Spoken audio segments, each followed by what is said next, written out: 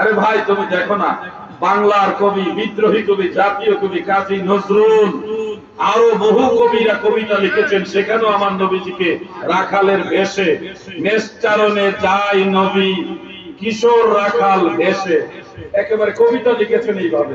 আরো অনেক কবিরা, আরো অনেক যারা গায়ক, তারা এইভাবে নবীজির শানে শব্দটা লিখেছেন। কোনদিন তো এই শব্দের উপরে কেউ ফতোয়া দেয় না, দিছে নাকি? কাজী নজরুল ইসলাম কাফের, এই ফতোয়া কেউ দিছে?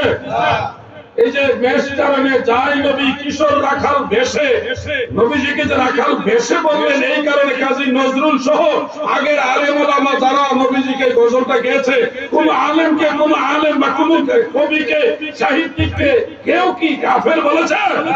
বরং যুগে যুগে সবাই এটা এইভাবে ব্যবহার করে আসছে। তার মানে এটা স্বীকৃত যে নবীজিকে রাখাল বলা যাবে না, কিন্তু নবীজির তাজিম সম্মানের দিকে খেয়াল করে রাখালের বেশে বলা যাবে।